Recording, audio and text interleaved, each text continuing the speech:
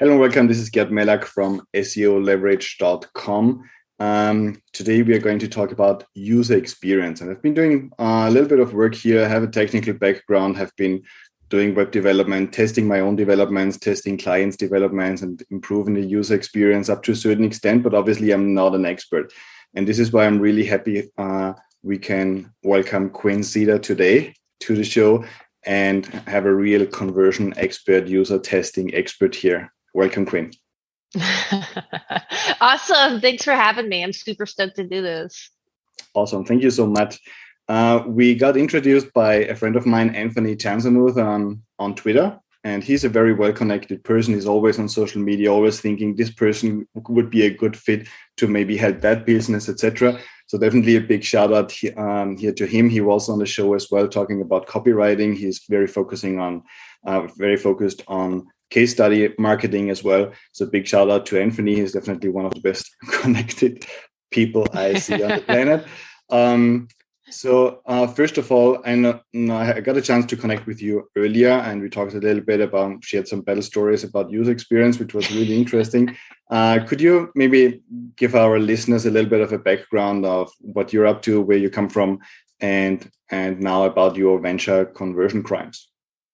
Yeah, so I started my first business right out of college, just freelancing, kind of doing that thing, designing, I did all kinds of stuff. Eventually I had more work than I could handle, so I started outsourcing it to other freelancers. And then I was like, oh, I paid them like $200 for that. And I got to charge the client like $2,000. Let's do more of this. So it kind of evolved from there. And then I started realizing that when you tied there's kind of a cap to what you can limit. There's kind of a cap to what you can earn when you're just kind of designing, in a sense, right? But so I started tying that to business goals and business results, and it was able to really open up my earnings from that. So that was kind of a key thing. Then it kind of evolved into an agency where we help 7-figure businesses scale. We'd go in there, do all kinds of stuff, customer research, go through their P&L operations, and really just kind of redesign everything to set them up a foundation of which to scale. And during that, we realized that one of the tools we use in our process, which was user testing, all of our clients were talking about it.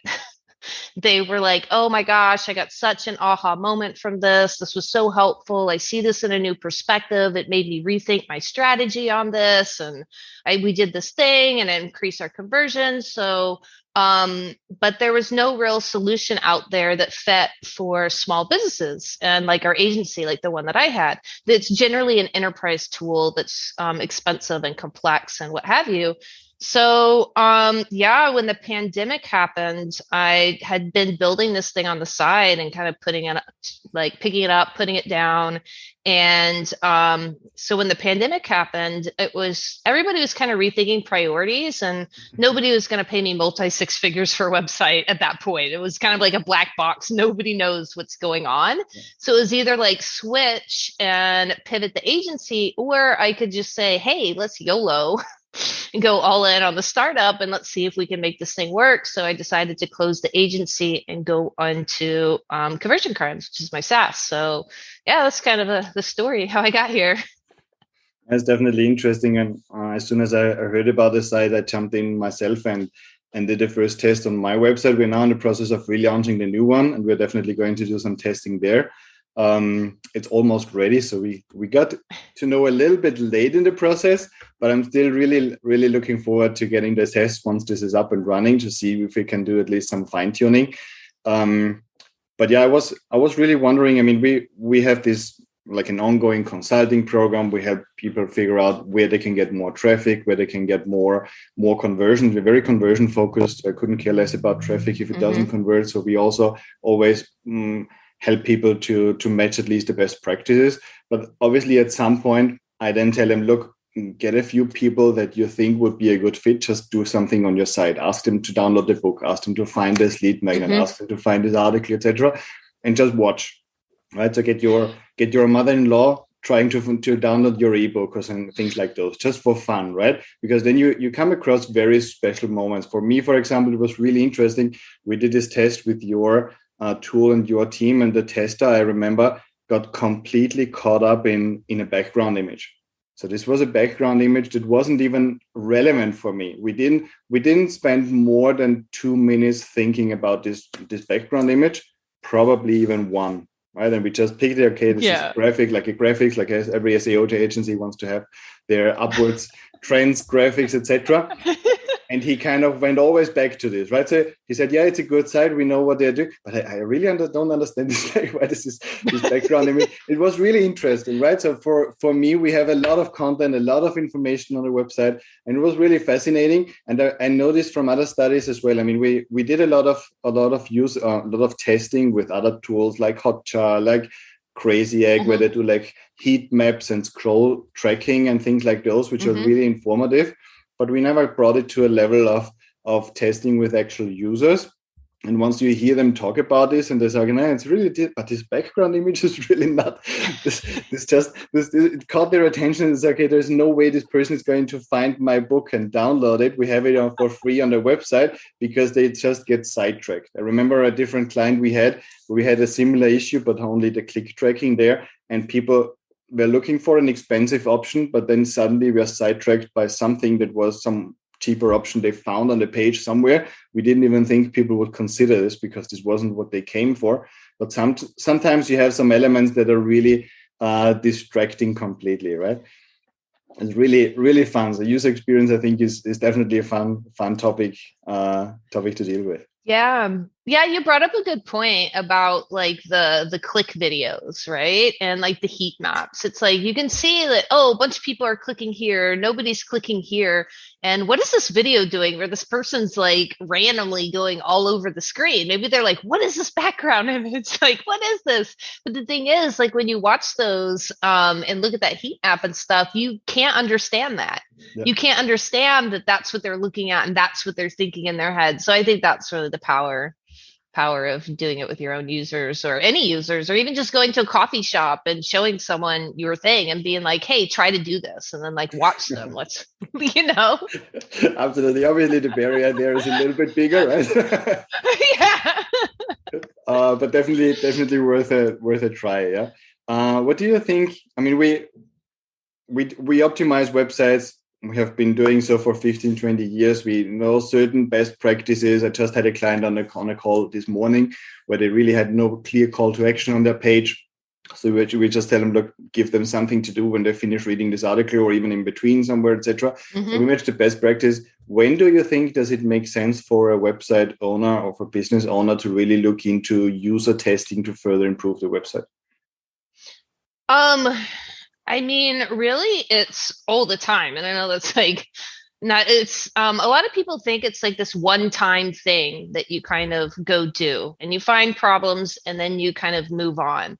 But I'm really in belief of this. I don't know if you've read Atomic Habits by James Clear, but he talks about this idea of incremental improvement. And if you just improve 1% every day, at the end of the year, that's 37 times. And so it's running. So if you run a test, like when you're doing a prototype, you can find issues before you even develop it. So it saves you money, right? So to change something in Figma takes like 2 seconds. To change it after you've developed it takes 10x the time, the money, the resources, right? After you redesign something, you put it up, you can go check, make sure everything's working. Is this an actual good solution to what I've done? And then there's like just consistently focusing on improving your customer experience, your user experience, and running tests on like whatever cadence, maybe that's quarterly, maybe that's yearly, maybe that's every month, maybe that's every week. Like for every business, it can really be different. It depends on your resources, how much time you have, because when you find things, you also have to implement and execute on them. So as you continue testing and you're making these improvements, it's a funnel, right? somebody comes to the website. Do they understand it? Yes or no? How many people are moving to the next stage? Okay, these people are signing up. Now they've signed up. Now they're getting to this other page. Now they're getting to the product page. Each one of those is a step in the funnel. And let's say you do one test, you increase it by, I don't know, 5%, something silly. You go to the next one. Oh, we found something big. It was like 200%. Then on the final checkout, it was, maybe improved by like 0.01% or something. But these things compound on each other because now you got more people coming into that funnel at each kind of set of stage. So my thing is you can never test enough. Absolutely. I would probably definitely agree with this. Always usually websites change all the time, right? So just from our perspective, by looking at SEO and just looking at a lot of pages people very often have even forgotten about, we find a lot of errors in their funnel, right? We find thank you pages that are indexed where they give their discount code or their stuff for free. We find multiple versions of home pages they designed at some point and then duplicated, and they're still lying around. So we find a lot of things on websites just because we spend so much time on them. When we analyze them and try to make them better and figure out what can we prune from their website, which is not necessary anymore. So it's really, really interesting. That's the one thing. Like, unless you're sitting there like checking your site every week or something like that, you don't know when things are breaking. Maybe you have a Shopify site and one of your apps that you use and connect to like changed something and they did an update and that caused something to break somewhere else in the store. I mean, tech happens that way. It just stuff just breaks, So yeah, that was a really good point. Absolutely interesting. Yeah. So essentially, testing is important all the time. Makes sense.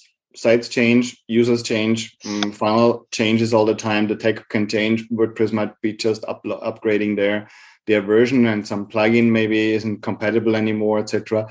I'm definitely all about the idea of improving 1% every day. Like you say, we're all about compounding improvements. SEO is a lot about doing the right thing for a few months and then get the compounding results. There's nothing going to happen on day one, but definitely compounding results are absolutely interesting. For me, obviously, if we had met before, I would have tested the designs before actually programming the website. It makes a lot of sense. Programming is a really expensive part of developing a new website.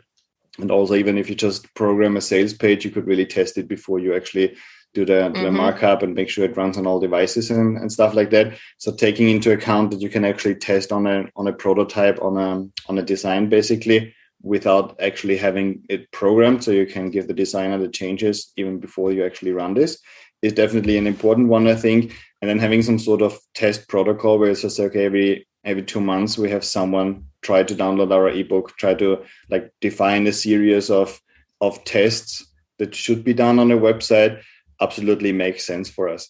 One thing I really liked when I checked out your solution is that you have like a way, if I understand this correctly, to match the testers to a site's target audience, which is something I haven't seen before. So if I know, and I know a few of my clients, the target audience is like 55 plus, which is not easy to get testers for, but absolutely relevant, because a person with 20 and 30 years behaves completely differently on a website and uses maybe different devices, etc., than a person with 55 plus, 65 plus.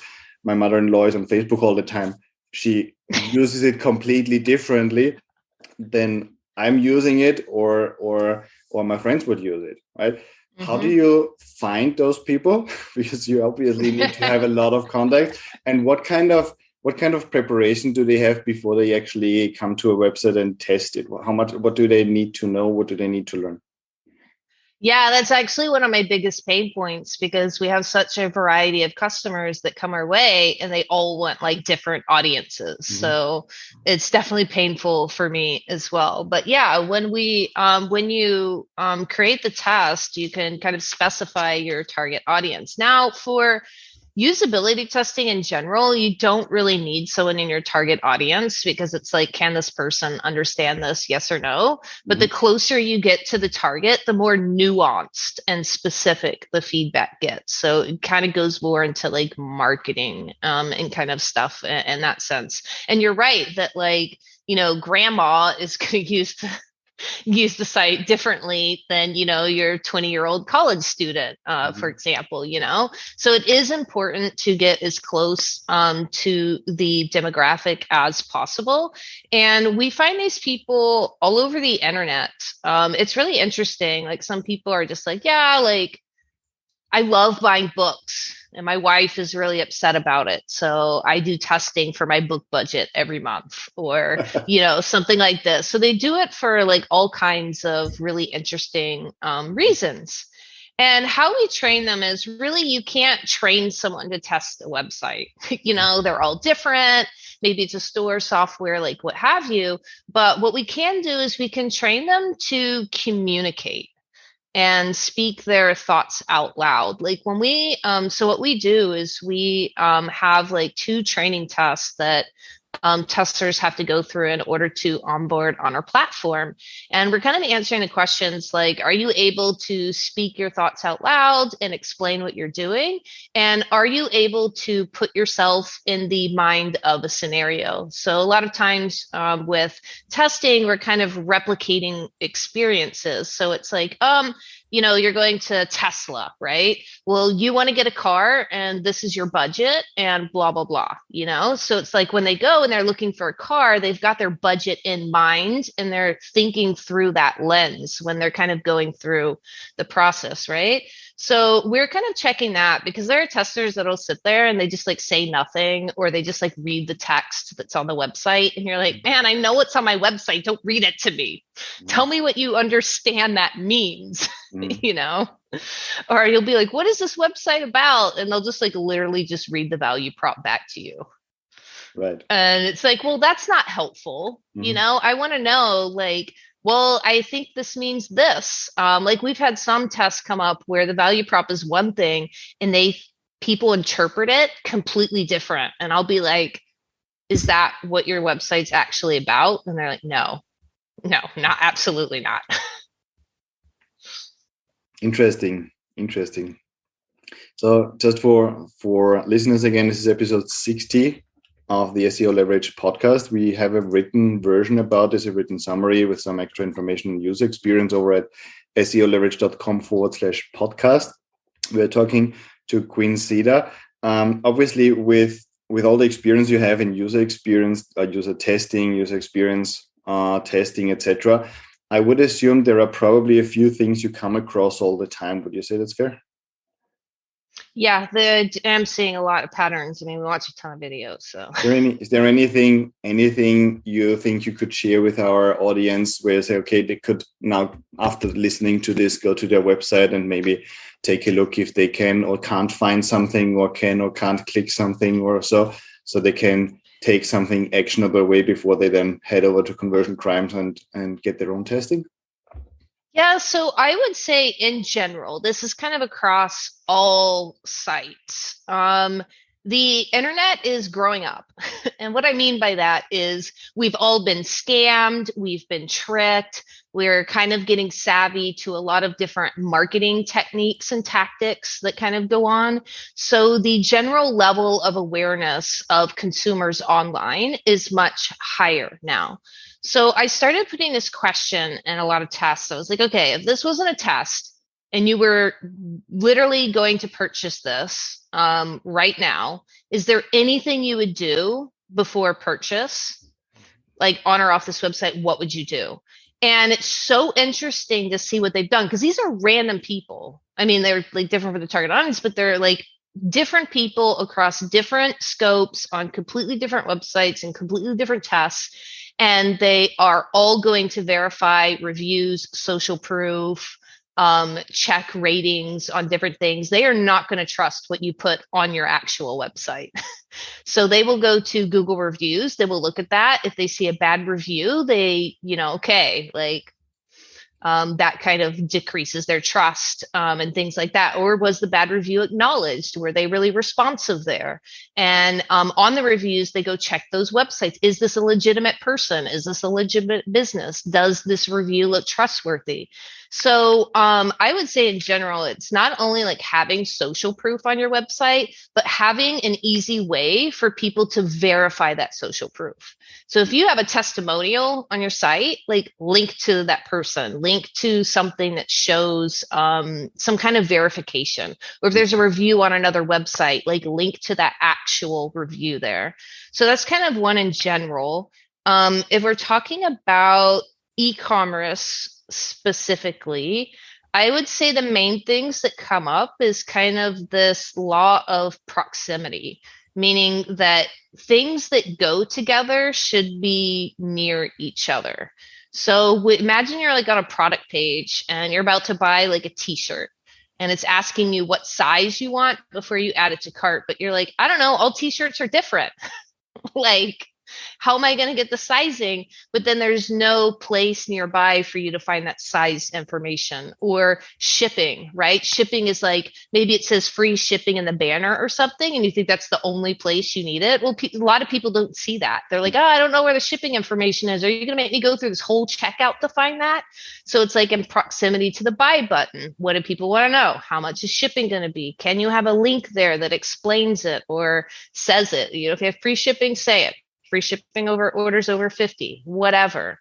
And so that kind of goes across the board on that sort of thing. Those are like two things that came up.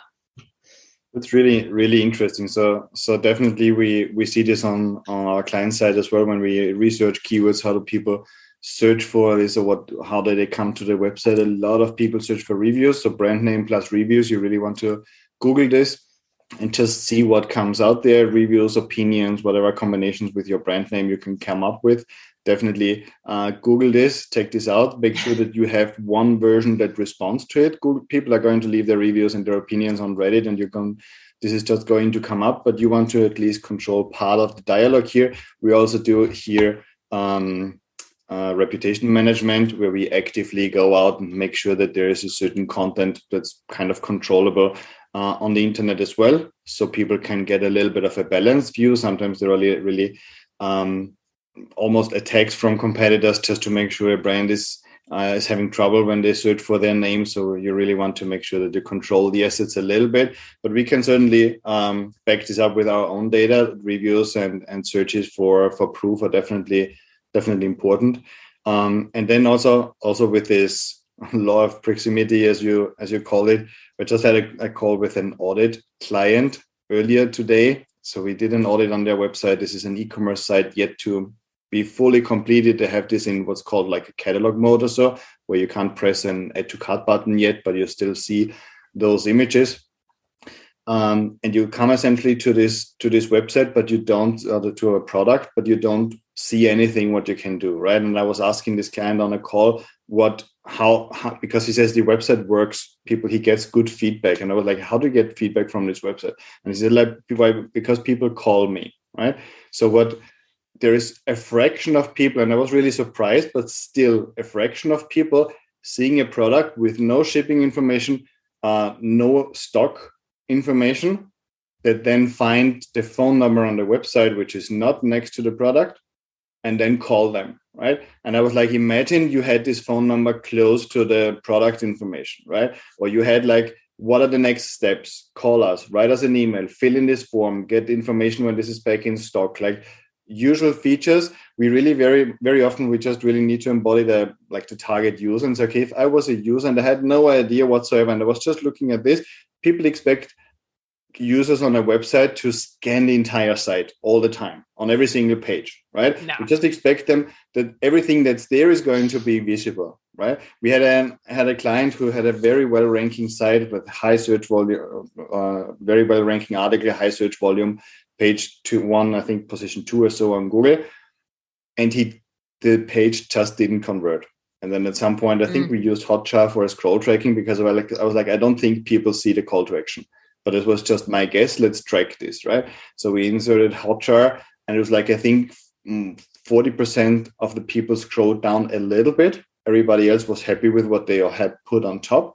and there was no lead magnet, there was no opt-in. So there was just giving a plain answer to a simple question, but this was a 5,000 words article, right? So just nobody scrolled down. They had to redo the entire intro, put up a call to action, put multiple calls to action in the article, and made sure that the phrasing was more engaging, so people really wanted to continue to read.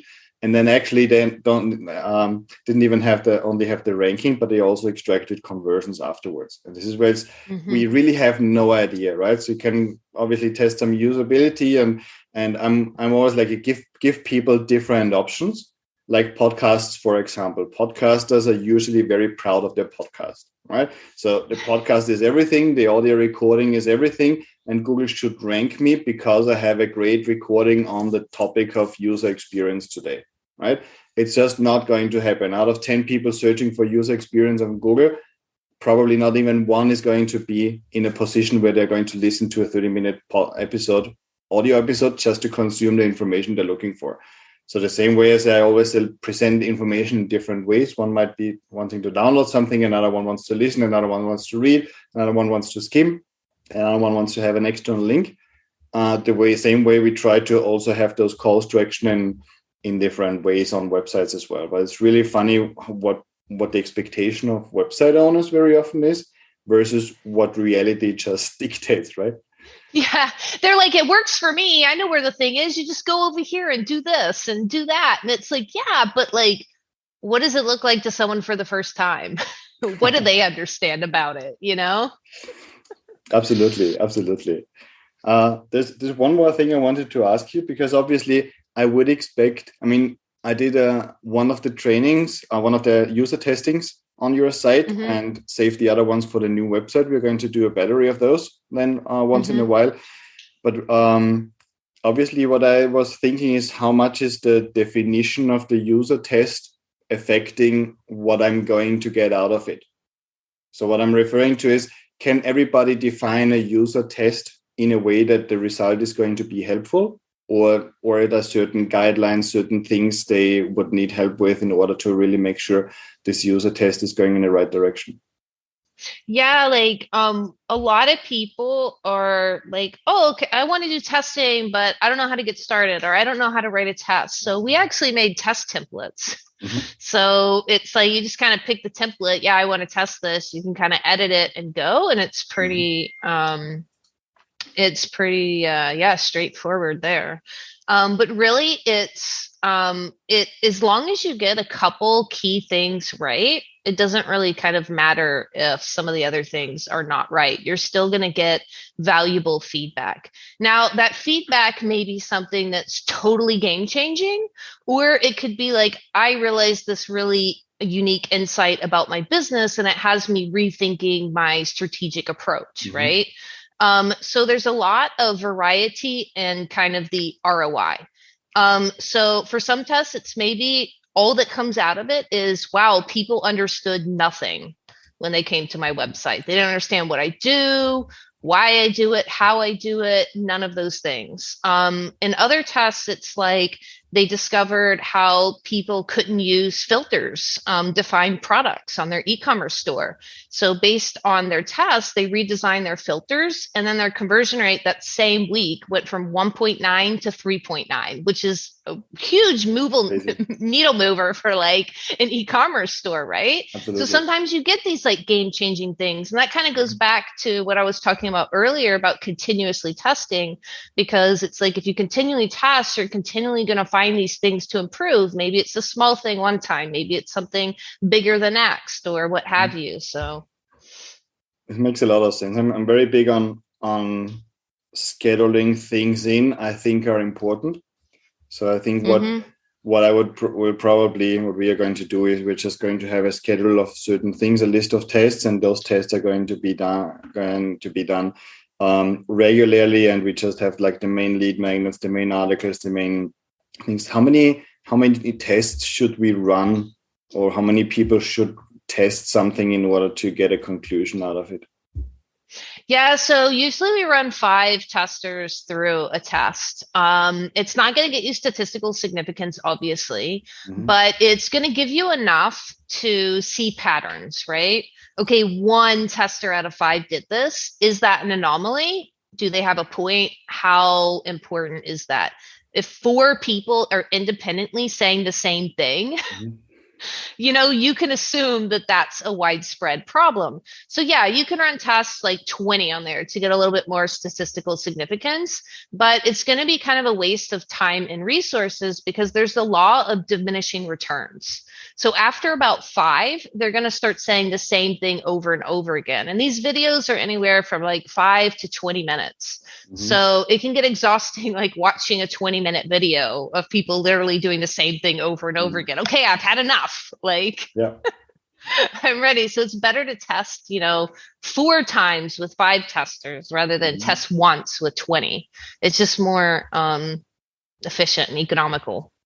Absolutely makes sense. What I really liked on your platform as well was that while I was watching the test, I could make some notes on the right hand side, which I found was Yep. really, really helpful. So when you have this testing going on regularly, you can go back to your notes, go back. Okay, how did they engage with this first version? We then checked it, changed it, tested again. How did they engage? And you kind of have your notes next to the video. So when you go back, you don't have to watch the entire video again.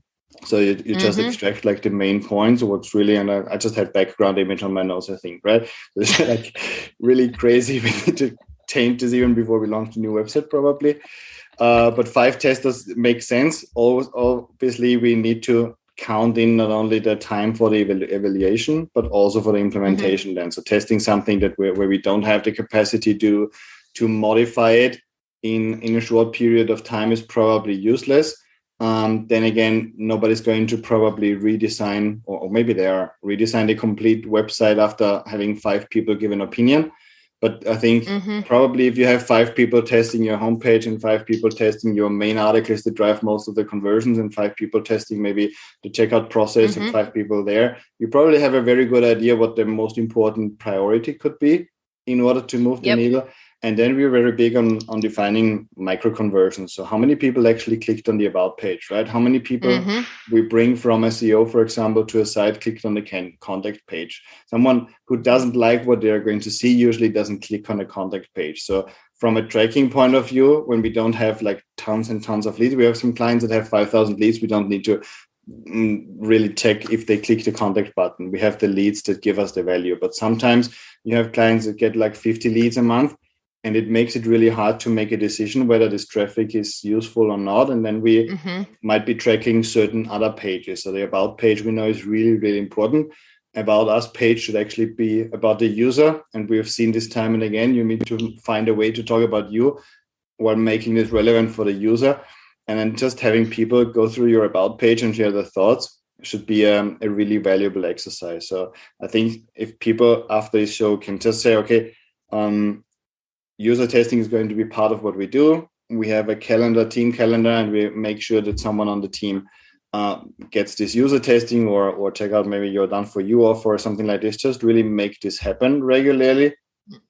I think this would definitely be very beneficial. Most of our clients have a tech person on their team, have a VA who's checking, really controlling their website, maybe a developer who can make small tweaks, etc. So I think most of our clients, for example, would be in the position of making those short tweaks really quickly. We don't work with huge corporations. Our clients are mostly between 6 and 7 figures probably.